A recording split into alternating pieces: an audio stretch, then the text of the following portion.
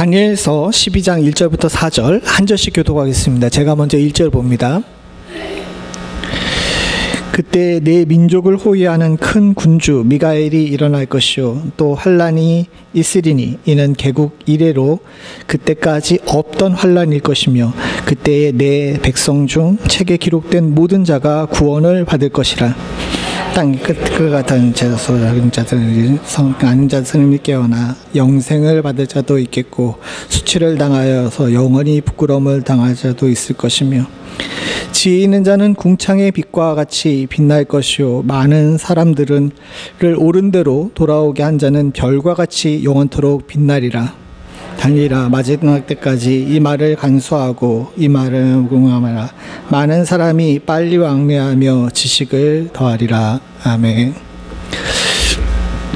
우리는 지난 몇 주간에 걸쳐서 다니엘에 관해서 함께 살펴봤습니다. 특별히 지난주에 다니엘이 지냈던 괴롭고 고통스러웠던 날들을 다니엘이 겸비하여 기도함으로 잘 이겨냈다는 사실에 대해서 함께 살펴봤죠. 그리고 다니엘이 기도할 때마다 하나님께서는 외면하지 아니하시고 찾아오셔서 다니엘에게 두려워하지 말라, 평안하라, 강건하라 위로하시고 다니엘이 직접 이렇게 세우신 것에 대해서 우리들이 함께 나눴습니다.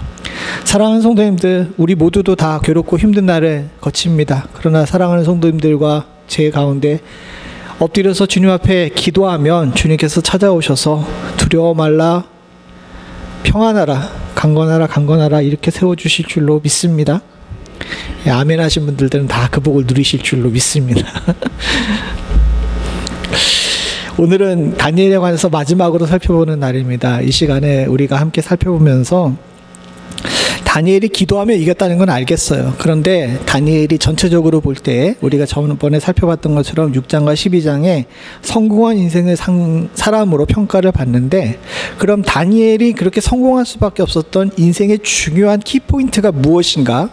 이것을 한번 짚어보고 다니엘에 관해 살펴보는 것을 마치려고 합니다. 저는 이 키포인트를 세 가지를 한번 살펴봤어요. 특별히 그 중에 오늘은 두 가지가 오늘 본문 12장 1절부터 4절에 나오는데, 제가 12장 3절을 굉장히 좋아합니다. 그런 의미에서 우리 12장 3절을 다시 한번 읽어봤으면 좋겠습니다. 같이 봅니다. 시작. 지혜 있는 자는 궁창의 빛과 같이 빛날 것이요 많은 사람은 옳은 대로 돌아오자는 별과 같이 영원토록 빛나니라.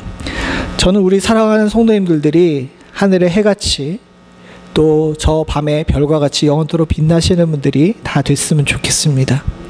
제가 이 본문을 좋아하는 이유는 제가 도망갈 수 없구나, 목회를 해야 되겠구나 라는 것을 다 깨닫고 나서 하나님 앞에 우리 사랑하는 성도들이 또 제가 사역하고 있는 교회 성도들이 이 다니엘서 12장 3절 같은 사람이 됐으면 좋겠다라는 마음을 먹었기 때문에 제 마음에 항상 품고 있는 그런 말씀이라고 할 수 있습니다.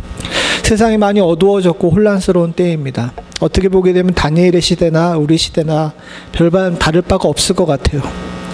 이런 때 가장 큰 특징이 뭐냐 하게 되면 세상이 어두워졌을 때 밝힐 빛이 없다는 겁니다. 심지어는 교회와 더 많이 공부하고 더 많이 엎드려야 될 리더들조차도 제 몫을 못하는 경우가 많아요. 가끔 그런 경험을 하셨는지 모르겠지만 전 미국에 와서 그런 경험을 할 때가 종종 있습니다. 워낙 한국에 살 때는 빛이 넘치는 곳이잖아요. 한국이란 나라 자체가 어디나 다 밝은 그런 상황인데, 미국에 와보니까 정말 빛도 하나도 없이 깜깜한 데를 종종 보게 됩니다. 언제 그랬냐 하게 되면 얼마 전에 여기 저희 교회가 전기가 나간 적이 있어요. 저희 교회만 딱 전기가 나가는데, 아시는지 모르겠지만 이 교회 주변에는 가로등이 없습니다. 저희 교회가 밖에 이렇게 외등을 밝혀놓지 않게 되면 이 지역 자체가 되게 깜깜해요. 딱 그 전기가 나간 그 순간 전기가 나가가지고 우왕좌왕하면서 바깥에 나가봤는데 너무 깜깜한 거야.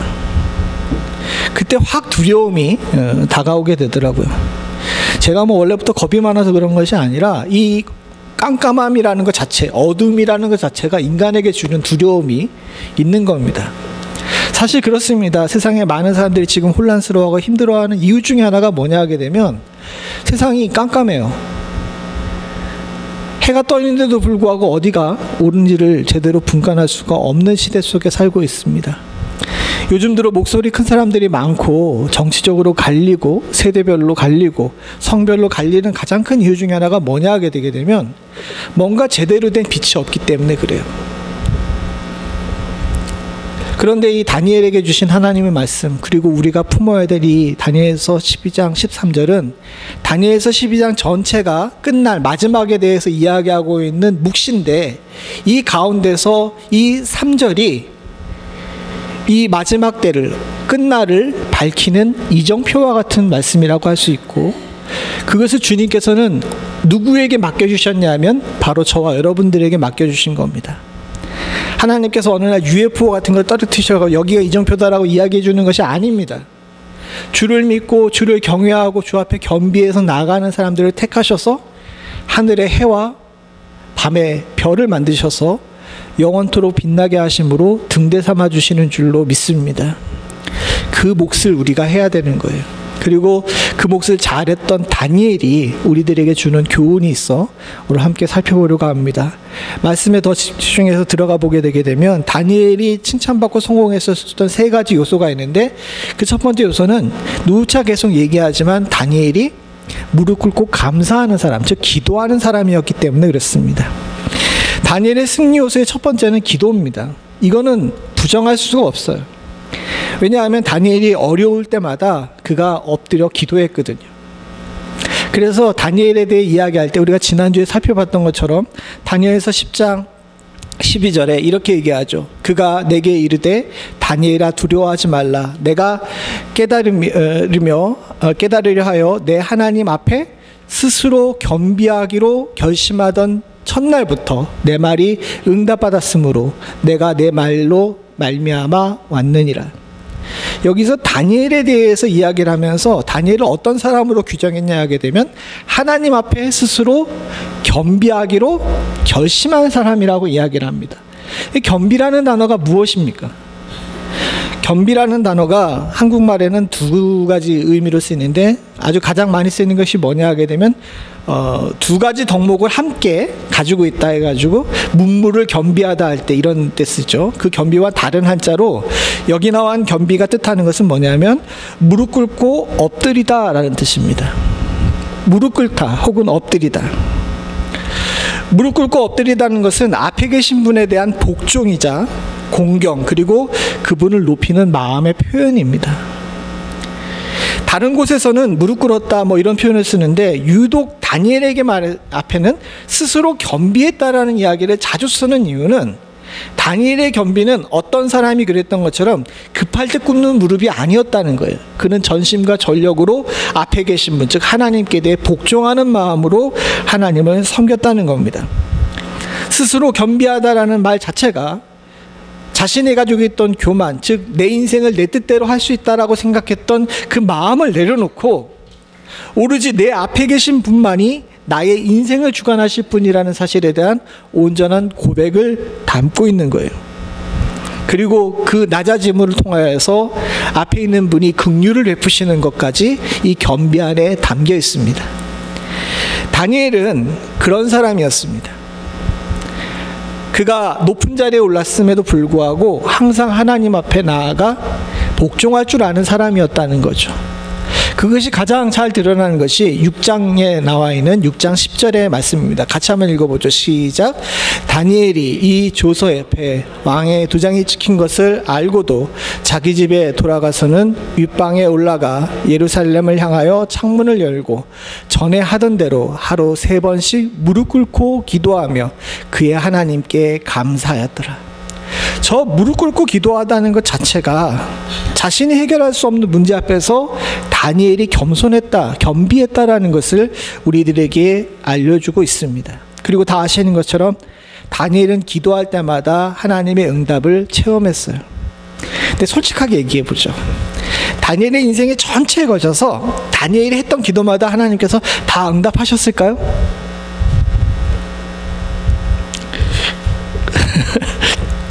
제가 너무 어려운 질문을 던졌습니까? 잘 생각해 보세요.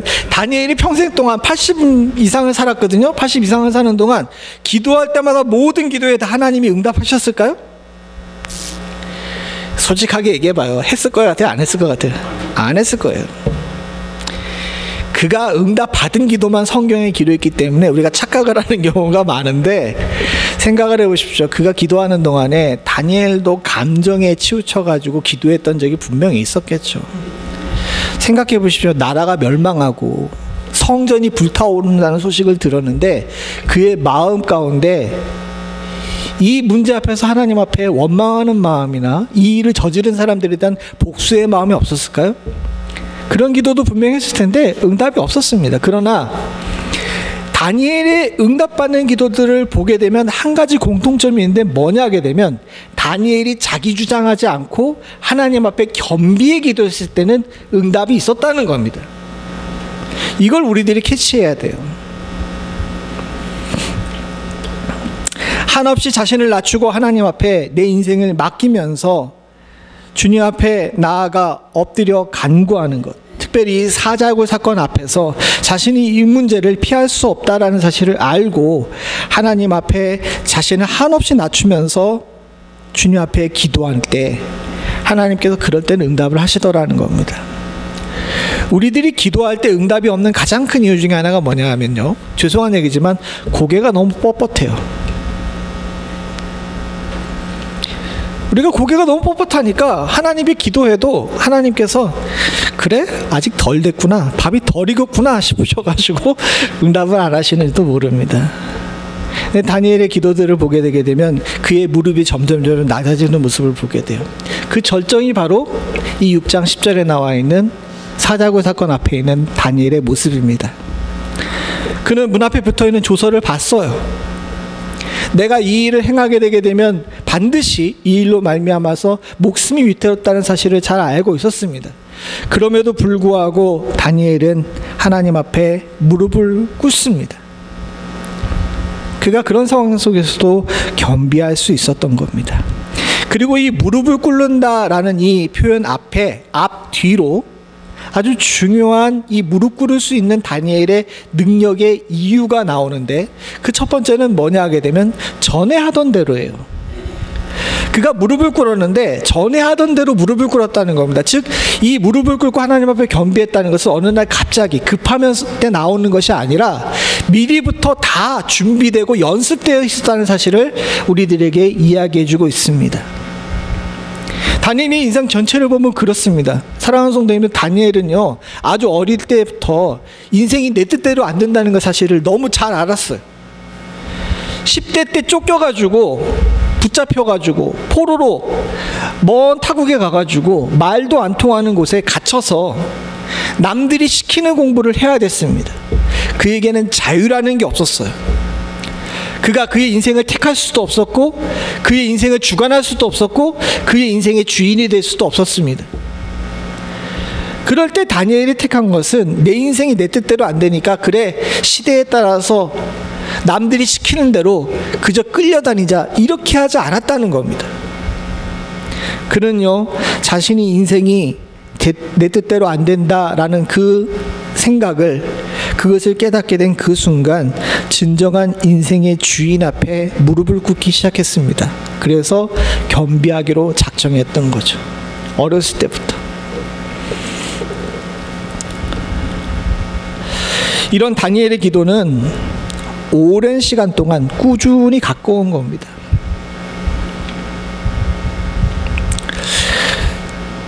그런 의미에서 사랑하는 성도님들, 기도는 연습이 되어야 됩니다. 근데 우리의 가장 큰 특징이 뭐냐 하게 되면 기도는 언제 해요? 네? 밥 먹을 때? 기도 언제 해요? 아쉬울 때? 아쉬울 때면 다행이죠. 급할 때 하잖아요. 뭔가 목 앞에 칼이 들어와야 그때부터 기도하는 경우가 많습니다. 사실 잃기 전에 기도하는 사람보다 잃은 후에 기도하는 사람들이 더 많죠. 그건 남 얘기가 아니라 제 얘기입니다. 저도 그래요. 솔직하게 얘기하게 되면 그게 우리들의 가장 큰 문제죠. 근데 다니엘은 그렇지가 않았습니다. 그가 전에 하던 대로라고 이야기를 하는 것은요, 그의 기도는 일찍부터 인생의 파도가 몰아치든지 아니면 잔잔한 바람이 불든지 높은 때 있든지 낮은 때 있든지 관계없이 언제나 항상 일정하게 연습이 돼 있던 기도라는 겁니다. 급할 때 하는 기도가 의미가 없고 가치 없다는 것이 아닙니다. 그것도 나름대로 의미가 있고 가치가 있죠. 하나님께서 특별한 순간에 치셔가지고 그렇게 기도하게 하실 때 응답 주실 때도 있습니다. 그러나 더욱 가치 있는 것은 바로 이 연습된 기도라는 사실을 우리가 잊지 않을 수 있기를 간절히 소원합니다. 군대를 가게 되면요, 사람이 멍청해져요. 왜 멍청해지는지 아십니까? 멍청한 일들만 시키거든요.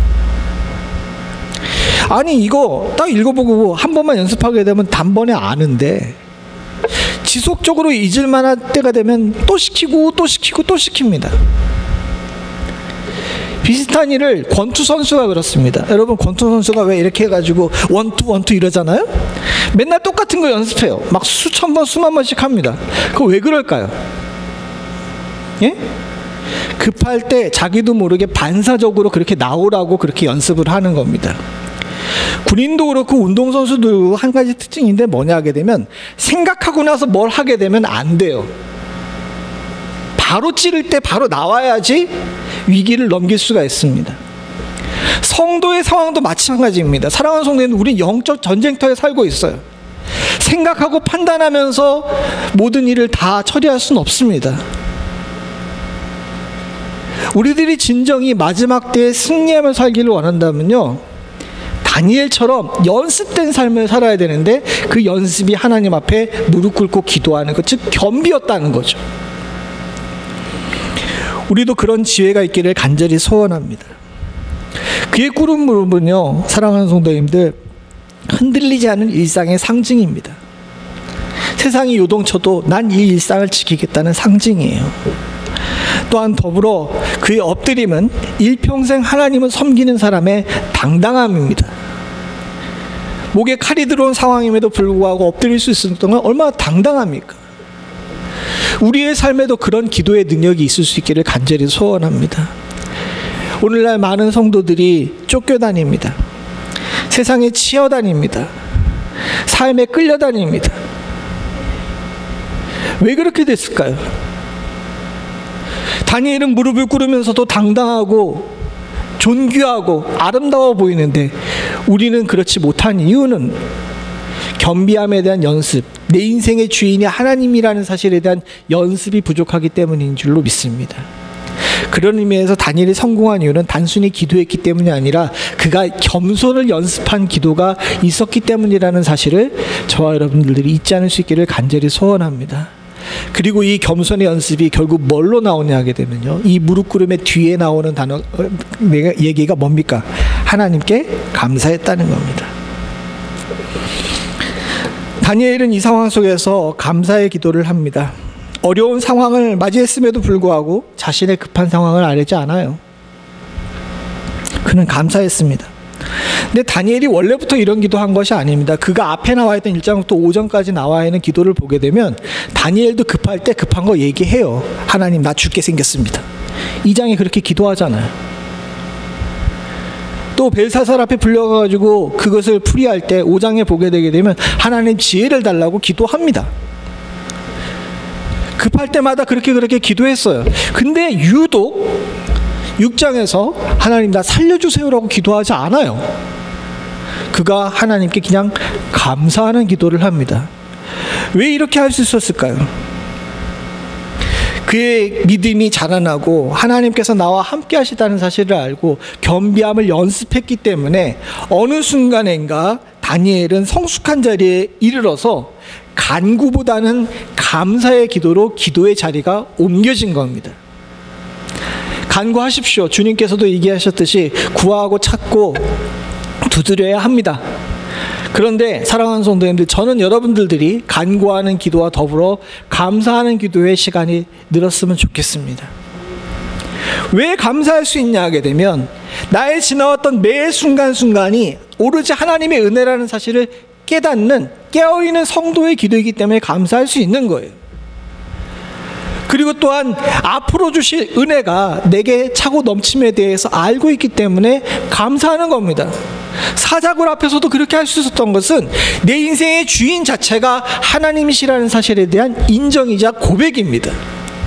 그렇게 이 사자굴을 나온 다음에 다니엘이 고백하잖아요. 이젠 조상의 하나님이 아니라 누구의 하나님? 나의 하나님으로 감사할 수 있는 사람만이 누릴 수 있는 축복인 줄로 믿습니다. 사랑하는 성도님들, 인생 답답하세요? 감사하십시오. 여러분들에게는 감사할 이유가 충분히 차고 넘칩니다. 앞으로도 여러분들 앞에는 하나님께 감사할 이유가 차고 넘칠 줄로 믿습니다. 어느 복음서가에 나온 것처럼 길가에 핀 장미꽃도 감사하지만 장미꽃에 나온 가시도 감사해야죠.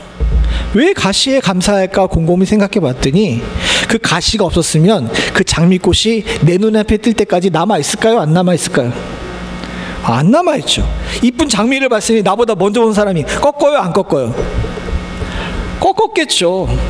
그런데 그 눈에 가시가 있으니까 다른 사람들이 그걸 못 꺾고 가만히 놔뒀으니까 내 눈에도 들어올 수 있는 겁니다. 우리 인생의 전반을 보십시오. 지난주에 살펴봤던 것처럼 다니엘은 나라가 2번 망하는 걸 경험했어요. 그냥 나라가 2번 망한 것이 아닙니다. 여러분요, 보십시오. 유대에 쓰는 언어와 바벨론에 쓰는 언어와 페르시아 제국, 바사 제국이 썼던 언어가 달라요. 그 이야기는 뭐냐 하면 언어도 바뀌고 문화도 바뀌고 섬기는 신도 바뀌고 왕도 바뀌고 정치체도도 바뀐다는 겁니다. 보통 그렇게 살지 않아요. 너무 힘들죠. 어렵죠. 우린 나라 한 번 바뀌어도 너무 힘들어 하잖아. 그럼에도 불구하고 그가 매 순간 살 수 있었던 것은요, 지나고 돌아봤더니 오로지 하나님의 은혜라는 사실을 고백할 수밖에 없는 그런 감사할 수 있는 자세가 저절로 생겨나는 그런 삶을 그가 살았던 겁니다. 우리도 이민자의 삶을 삽니다.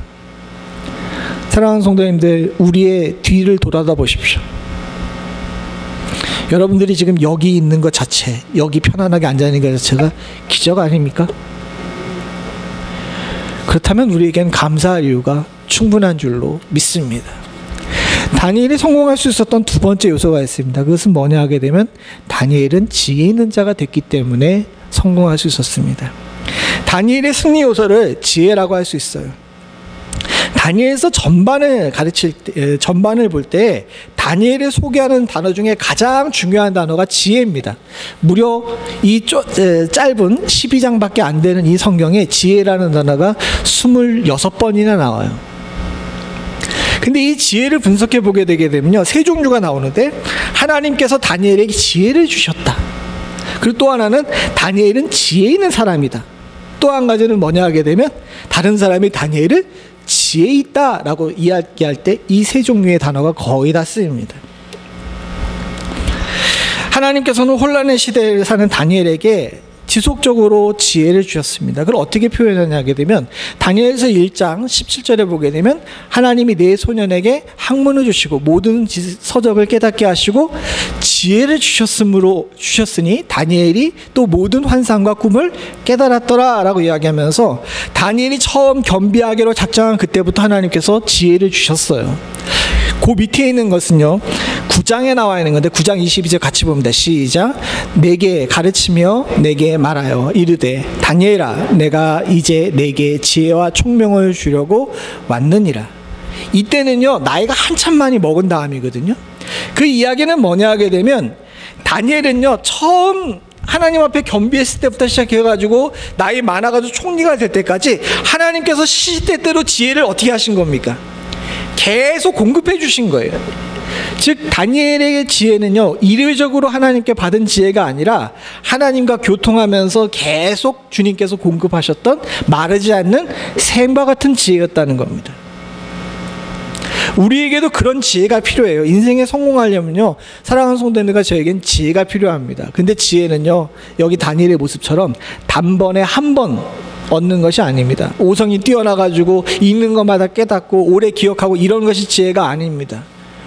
시대와 상황이 변함에 따라서 여기 다니엘이 얻었던 것처럼 그때그때마다 하나님께서 주시는 지혜가 여러분들 가운데 충만해야 돼요. 이게 굉장히 중요한 것을 보게 되면 오늘날 많은 제 선배들이나 존경했던 목사님들을 보게 되게 되면 말년이 그렇게 평탄하지 않은 모습을 보게 됩니다. 저분 굉장히 지혜롭고 총명하셨던 분이셨는데 왜 저렇게 됐지라는 생각을 할 때가 많아요. 근데 돌이켜 생각해 보게 되면 저도 마찬가지. 그때 하나 절실하게 깨달은 것이 있는데 뭐냐 하게 되면 지혜 달라고 하는 기도는 20대 때 30대 때 한참 공부할 때 하는 기도가 아니라 죽을 때까지 해야 되는 기도구나라는 사실을 깨닫게 됐습니다. 다니엘은요 그랬어요. 아주 어렸을 때 왕궁 학교에서 공부할 때부터 그가 총리가 되는 그 순간까지 매 순간순간 어렵고 힘들 때마다 하나님 앞에 지혜를 달라고 간구하는 기도를 했고 하나님께서는 그에게 지혜를 공급해 주셨더라는 겁니다. 여러분도 지혜를 간구하는 기도가 있기를 간절히 소원합니다. 그리고 이 지혜를 공급받았기 때문에, 그리고 그 지혜를 잘 사용했기 때문에 세상 사람들도 다니엘을 지혜로운 사람이라고 이야기합니다. 다니엘서 5장 14절입니다. 같이 보죠. 시작. 내가 내게 대하여 들은즉 내 안에 신들의 영이 있으므로 내가 명철과 총명과 비상한 지혜가 있다 하도다. 벨사살 왕이 들은 거예요. 옆에 있는 사람들이 어려운 문제, 뭐 손가락이 막 나와가지고 담벼락에 쓰는 글자를 보고서 이 문제에 대해서 막 혼란스러워할 때 옆에 있는 사람들이 이야기합니다. 다니엘에게 물어보십시오. 다니엘이 지혜로운 사람이라도 그에게 물어보십시오라고 이야기를 하니까 벨사살 왕이 다니엘을 불러요. 그리고 나서 다니엘에게 이야기를 하는데 내가 명철과 총명과 비상한 지혜가 있다던데 이 문제 좀 풀어봐 달라라고 이야기를 하면서 이방의 왕들마저도 다니엘을 지혜롭다라고 이야기를 합니다. 사실 그렇습니다. 포로 출신 이방인 관리인 다니엘이 이방 땅에서 살아남기 위해서 가질 수 있는 최고의 무기가 무엇이었을까요? 돈도 권력도 다 덧없습니다. 그에게 하나님께서 쥐어주실 수 있는 가장 큰 무기는 지혜였습니다. 우리에게도 마찬가지입니다. 사랑하는 성도 여러분, 여러분들에게 필요한 물질도 있고 여러분들에게 필요한 건강도 있고 여러분들에게 필요한 뛰어난 지식도 중요합니다. 그러나 사랑하는 성도님들, 그 모든 것들은 다 지나가고 없어질 수 있습니다. 돈은 있다가 또 없고 건강은 날이 갈수록 후퇴해질 수밖에 없어요. 지식도 마찬가지입니다. 과거에는 유행했던 지식이 지금은 가치 없는 지식으로 바뀌는 경우도 너무 많습니다. 그러나 불변하고 단단하며 하나님께서 당신이 사랑하시는 자녀들에게 쥐어주시는 가장 귀하고 복된 무기가 있는데 그건 바로 지혜예요. 그 지혜를 지속적으로 간구하실 수 있는 여러분들이 되실 수 있기를 간절히 소원합니다. 그래서 오늘 본문에 보게 되게 되면 지혜 있는 자는 궁창의 빛, 궁창이라는 게 하늘이거든요. 하늘의 빛이 뭡니까? 해죠. 해와 같이 빛난다라고 이야기를 합니다. 다니엘은 지혜로운 사람이기 때문에 해와 같이 빛났어요. 그렇기 때문에 어려운 문제가 있을 때마다 심지어는 정복자들마저도 그 피정복민인 다니엘을 찾습니다. 왜? 그냥 놔둬도 해같이 빛나는 사람인 거야. 너무 지혜롭기 때문에. 여러분들에도 그런 은혜가 있기를 간절히 소원합니다. 누군가 벽에 부딪혔을 때 나 그 사람에게 한번 가서 물어봐야지 라고 이야기할 수 있는 하나님께로부터 지혜를 받은 해같이 빛나는 사람, 이런 사람이 진정 인생을 성공한 사람이 아닐까요? 그럼 지혜가 무엇인가에 대해도 우리가 한번 생각을 해봐야 됩니다. 지혜는 굉장히 추상적이죠. 어떤 사람들은 지혜로운 사람이라고 이야기할 때 돈 많이 버는 법을 배운 사람이라고 이야기를 하고, 어떤 사람들은 머리가 잘 돌아가는 사람을 지혜롭다라고 이야기합니다. 제가 재미있는 실험을 여러분들과 함께 해보려고 합니다. 여러분들, 두 가지 초이스가 있어요. A는 100% 여러분들이 10만 불을 얻는 겁니다. A를 택하게 되면 여러분들 모두가 다 100%를 얻을 수가 있어요. 근데 B를 택하게 되게 되면 80%, 10명 중에 8명은 10만 불을 받을 수가 있고 10명은 50만 불을 받을 수 있고 10명이 아니라 잘못했습니다. 이게 9%입니다. 9%는 50만 불을 받을 수 있고 1%는 꽝이야. 그러면 여러분들 A를 택하실래요? B를 택하실래요? 자, 이거는 손을 들어봐야 됩니다. 이 지금 질문을 이해하셨어요?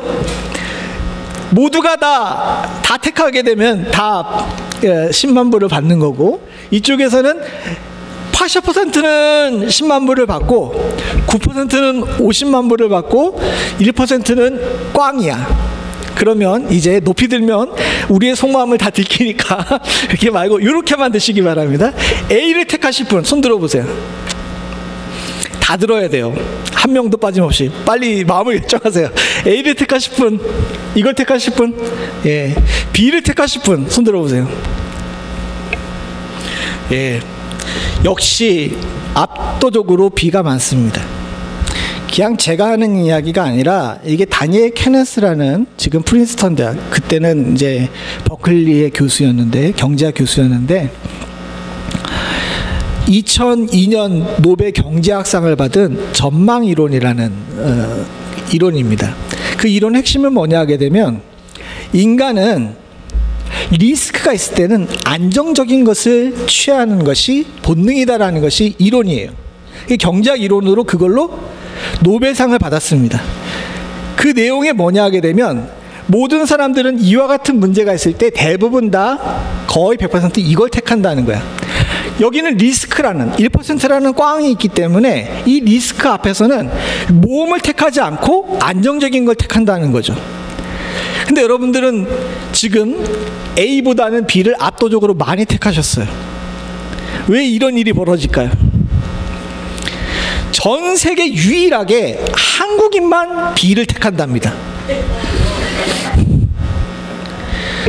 이분의 통계를, 미국의 통계를 하고, 이분이 히브리 대학 출신이거든요. 유대인이었어요. 히브리 대에서 BA를 받고 뭐 이제 영국에서 공부하고 미국에서 공부하신 아주 다국적 학자들이라 리서치를 쭉 해가지고 거의 모든 나라들을 했는데 모두가 다 A를 고르는데 유일하게 전 세계에서 딱 한 나라, 이 한 나라만 A보다는 B를 압도적으로 택해요.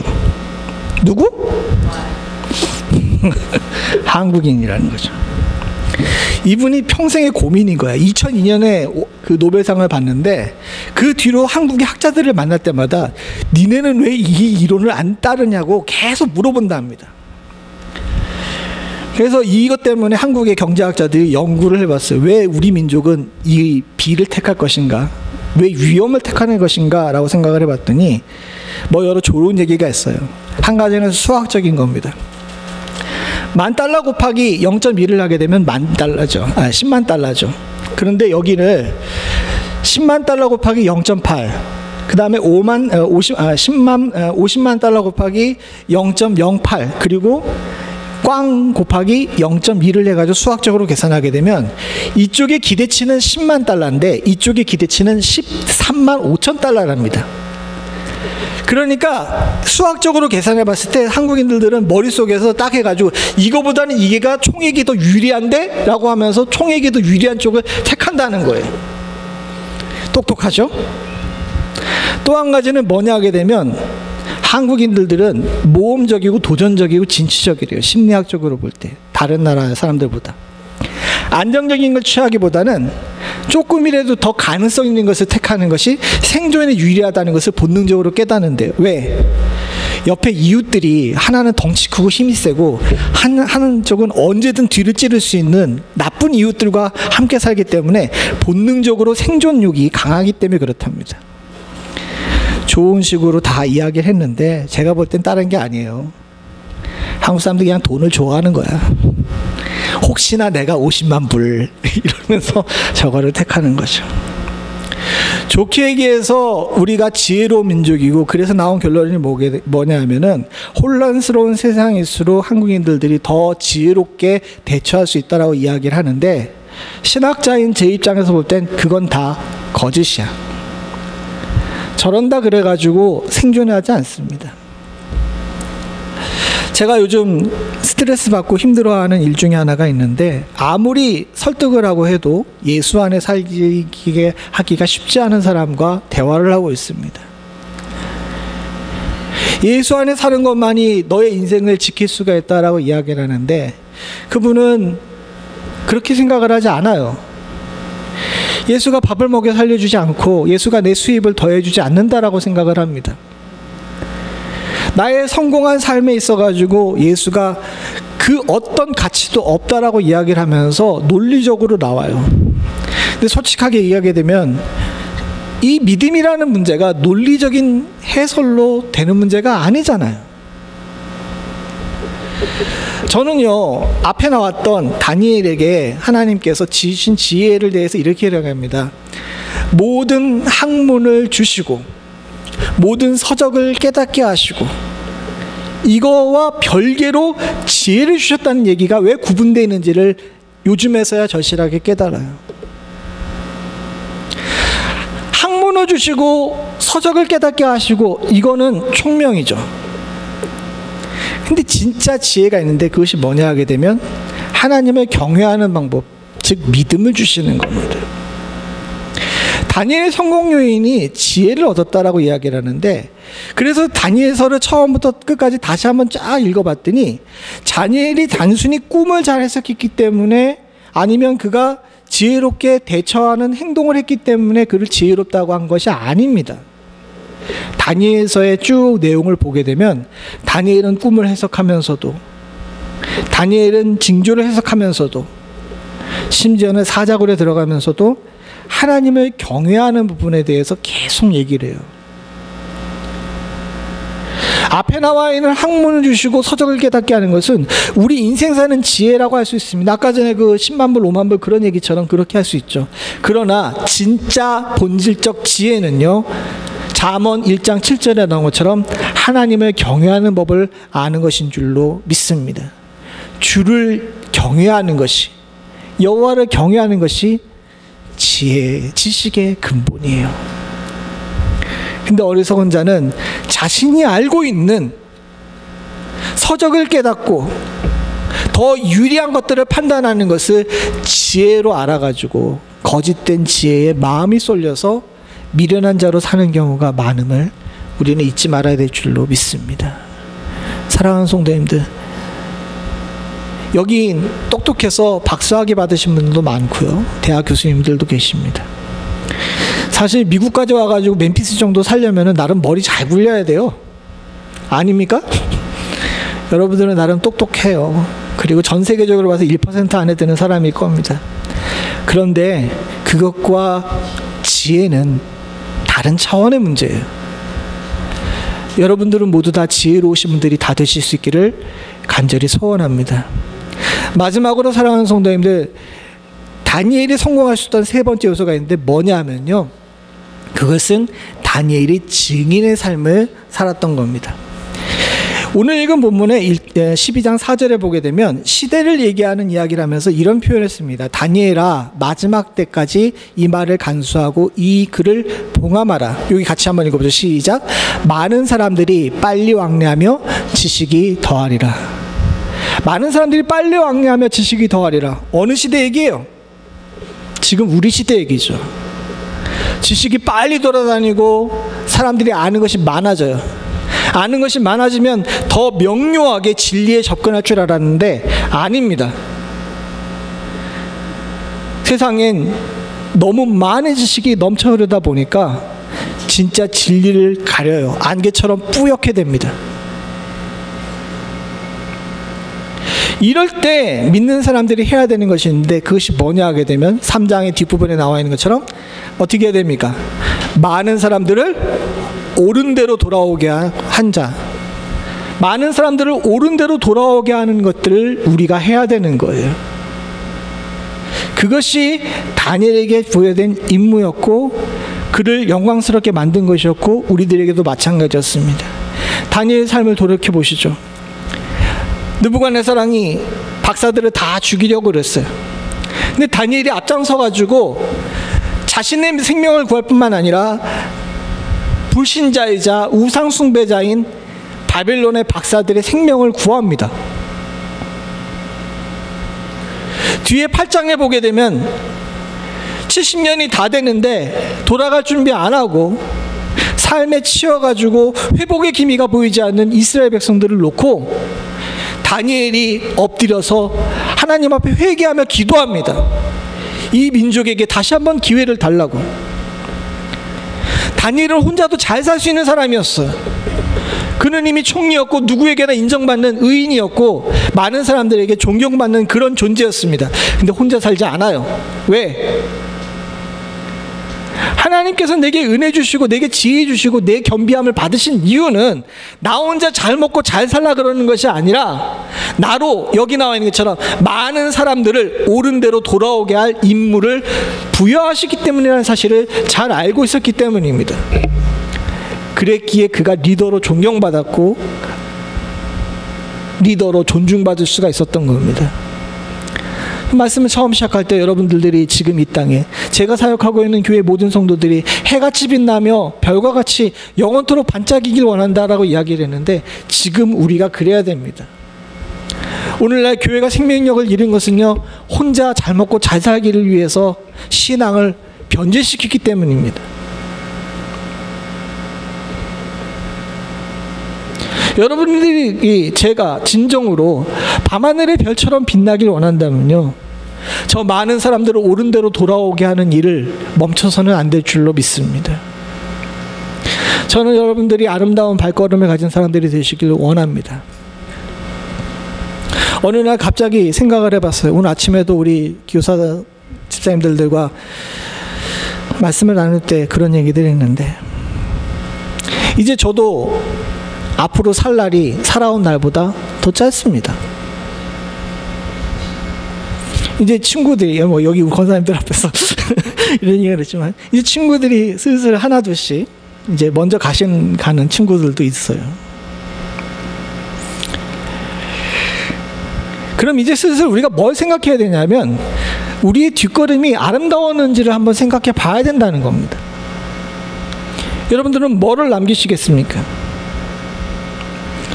여러분들이 뒷걸음이 아름다웠다고, 여러분들의 발걸음이 반짝반짝 별처럼 빛났다라고 이야기를 하려면, 사랑하는 성도님들, 여기 나와 있는 이 다니엘의 이야기처럼 하나님께서 다니엘에게 인정해 주셨던 것처럼 많은 사람들을 옳은 대로 돌아오게 하는 일에 힘써야 될 때인 줄로 믿습니다. 말씀을 전하시는 일에 힘내시기 바랍니다. 듣든지 안 듣든지 전하는 것까지가 우리의 책임이에요. 아무리 저기가 옳다라고 이야기해도요, 안 따라오는 사람은 안 따라옵니다. 안 따라오는 사람들까지 어떻게 할 수 없어요. 하나님께서 또 에스겔에 이야기하셨잖아요. 나팔수 이야기를 하시면서 나팔을 부는 것까지 우리 책임이지, 안 깨어나는 것은 성에 사는 사람들의 문제인 거예요. 포기하지 마시기 바랍니다. 저도 포기하지 않길 원합니다. 그냥 나만 잘 믿다 가지라고 이야기를 하며 다들 그렇게 삽니다. 그건 하나님께서 우리들에게 원하시는 삶이 아니고 성공한 삶이 아닙니다. 다니엘처럼 형통한 삶을 살기를 원하십니까? 다니엘처럼 내 몫을 누리는 삶을 살기를 원하신다면, 사랑하는 성도님들, 우리가 이 많은 사람들을 옳은 대로 돌아오게 하는 이 일을 포기하지 말아야 될 줄로 믿습니다. 그런 결단이 우리 교회 가운데 있어서 우리 장로님 기도하신 것처럼 강한 교회, 작지만 강한 교회가 되는 축복이 우리 가운데 있기를 간절히 소원합니다. 함께 기도하시겠습니다. 하나님 아버지, 지난 4주 동안 다니엘의 삶을 통해서 이 마지막 때 혼란스러운 세상에 우리가 어떻게 살아야 되는지에 대해 함께 말씀을 나누게 하심을 감사드립니다. 다니엘이 사는 동안에 참 많은 어려움들과 갈등과 힘든 일들이 있었지만 그가 이 모든 혼란을 뚫고 형통한 삶을 살았던 것처럼 우리 멤피스 연합장로교회 사랑하는 성도들 또한도 형통한 삶을 살았다 인정받을 수 있는 사람들이 다 될 수 있기를 간절히 소원합니다. 언제 어디서든지 하나님을 내 인생의 주관자로 여기며 겸비하며 기도하는 삶, 감사의 기도하는 삶 살 수 있는 축복이 저희 가운데 있을 수 있도록 주님 도와주시옵고, 항상 어떤 순간에도 하나님께 지혜를 간구하며 주님께서 지혜 주시는 지혜, 하나님을 경외하는 것으로 삶을 승리하며 나아갈 수 있는 좋은 무기를 든 사람들이 다 될 수 있도록 주님 도와주시옵고, 무엇보다도 주님께서 우리들에게 부여하신 사명 그대로 복음 들고 산을 넘는 자가 되어서 많은 사람들을 옳은 길로 인도하여서 별과 같이 빛날 수 있는, 영원히 빛날 수 있는 축복이 사랑하는 성도들과 부족한 종에게 임하게 하여 주시옵소서.